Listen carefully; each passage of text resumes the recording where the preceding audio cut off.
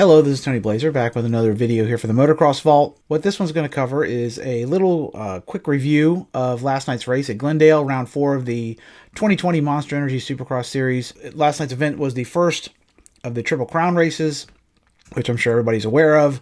What that means, meaning that you had 3 motos, gangbangs, whatever you want to call it, for an overall winner. I enjoy those races. I think they're a lot of fun. They typically mix things up a little bit. You end up getting guys you don't expect winning, but last night really wasn't that way. It turned out to be kind of a Roczen runaway. He dominated the whole race, rode excellently. Probably the best I've seen Kenny ride since before he hurt his arm. He was really dominant. He's looking great. I really hope it's Kenny's year. I'm a big Ken Roczen fan, and I would love to see him take this title. It would be a really, really great story for Honda, who hasn't won a title, I think, since Ricky Carmichael, and also Eli. I'm sorry, not Eli. I'm sorry, 40 slip there. Also Kenny, who's had a tough couple of years. In second, you had Eli Tomac. Tomac certainly rode solid. I actually thought he was going to win this thing early in the first moto, particularly.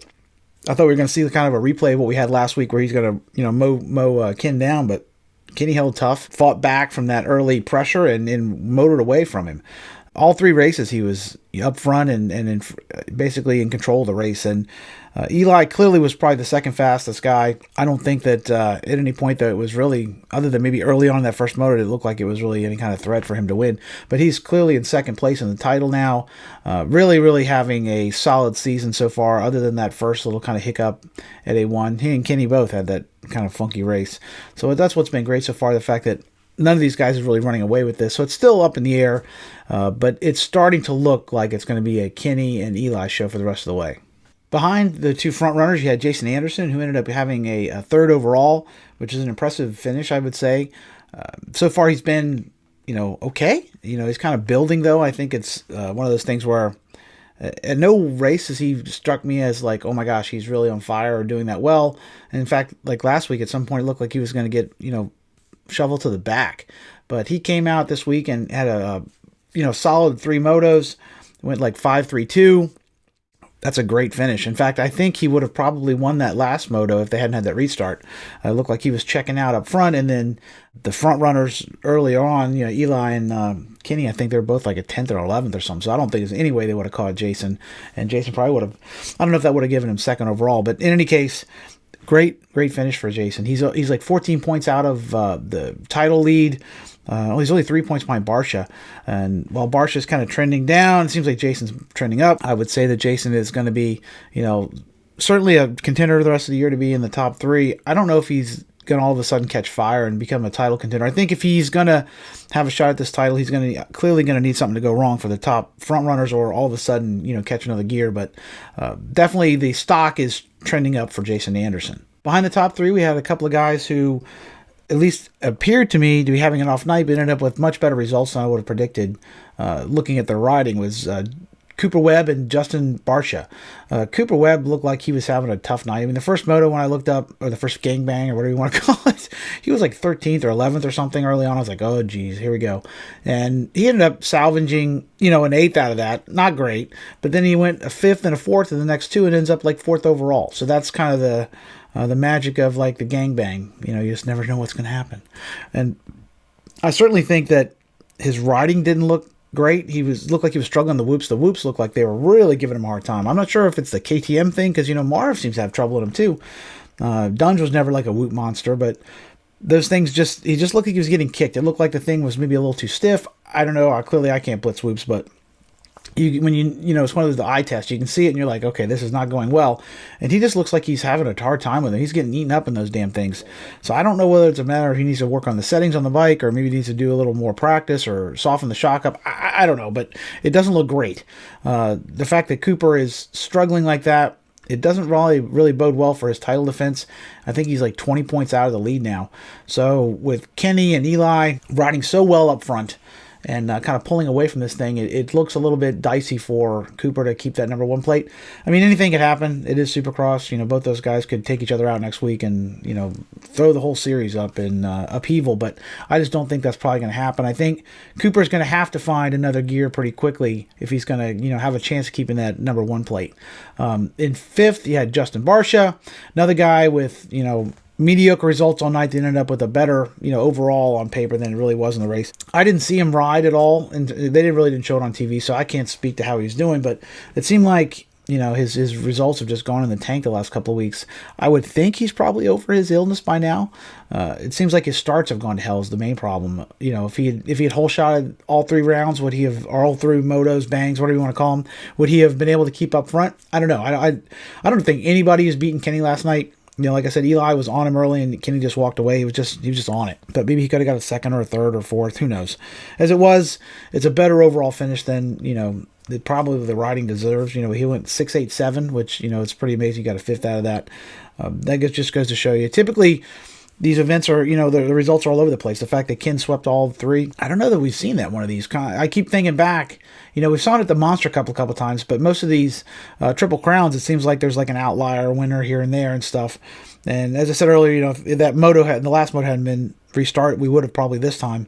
So it's pretty remarkable. I guess that's what makes them fun. It shakes up the results a little bit. You end up with like these crazy finishes sometimes that don't, when you look at the riding, you're like, wow, I didn't expect that to happen. Behind the top 5 guys, the one guy I wanted to mention is Adam Cianciarulo. At the first round, I was all in on the hype train for Adam. He was just on fire. He's been on fire at every practice session. He's just shown balls out speed. And unfortunately, it's been kind of the Adam Cianciarulo playbook so far. I think after the Nationals last year and the way he's been riding early on, a lot of us, including myself, thought, okay, wow, here we go. Strap in. It's the AC era. We're going. He's coming in on fire. Unfortunately, though, it's been kind of the same thing we've always seen from Adam. It's kind of like the old playbook. He's the fastest guy, has a problem, crashes, something goes wrong. Yesterday, he had a very up and down day, really fast in terms of speed, but then like in the first bang, he got a third. I think the second bang, he got a sixth. The third bang, he got banged to the ground in the whoops, ended up with a 17th. I think he got, 7th overall or something. Certainly not what all of us AC truthers were hoping for. Bummer deal. Clearly, maybe getting so excited early on was maybe a bit much. Coming into the season, I was like, okay, well, keep the hype down. But then he looked so fast. You wanted it to be true. So I don't know. It's hard to say. I still think AC might get a win. He has the speed if he gets out front. If he can get out front, keep his head on straight, I think he has the speed to win, clearly. But again, it's the same old thing. He's, can't seem to keep it together for a whole moto. So, I don't know. It's hard to say. I love Adam. I hope he pulls off a couple of wins. I mean, really, when you think about it, clearly Eli was Kawasaki's guy. So, Adam is the wingman this year. Probably not expected to win, even though I'm sure a lot of those guys in the Kawasaki rig were like, yeah, they won, but it just hasn't worked out. He's doing better than like Brayton or some of the other guys you have for a second. To have 2 guys so competitive is great for Kawasaki. You have to think that Eli, though, is probably the title expected of, not AC. So what he's doing, clearly not bad. I hope he doesn't hurt himself. I hope he doesn't have one of these big yard sales and jack himself up. That's the main thing. If you see that cartwheel in the whoop was nasty. He could have easily hurt himself pretty bad. And you end up with something like happened to Chris Blows or somebody, or you saw what happened to, I don't know, Bogle got the crap knocked out of him. You keep hitting the ground, something bad's going to happen. So, and AC is not proven to be like an Iron Man. He's been a little fragile in the past. So I hope he gets this going in the right direction, figures it out, and wins a couple of these races before the end. We had another great night of racing in the 250 class. We had a great bounce back by Austin Faulkner. A rough night for Justin Cooper. He basically, I don't know what happened in the first round. I don't remember what happened in the first gangbang, but in the second one, it looked like he was going to win and kind of bounce back, and then he crashed. And the third one, he finally did pull it together, but tough night. He was lucky to maintain the points lead. The red plate, I think he only has 3 points up on Ferrandis, who ended up, I believe, second last night. Tightening this race up, unless Justin Cooper figures out some way to get back to the speed he had early on, I think it's probably going to be Ferrandis' title. It sure looks that way so far. Cooper has just had a tough couple of rounds. Faulkner, again, fastest guy, great speed. Up and down, though. It's hard to say whether, next week he'll probably get another 6th. Who knows? Yard sale on the whoops. I think the 250s are always exciting. I enjoy watching them because they are so unpredictable. And there's a good chance that any of these 3 guys could take this title, which is great. I'm glad somebody's not just running away with it. So it should be exciting to the finish. I tell you, guys, really impressing me is Brandon Hartranft. He looked racy again. I think he's got confidence. A lot of people would probably say he kind of lucked into these podiums so far. He just missed out on the podium last night, but great speed up front. KTM has got to be pleased.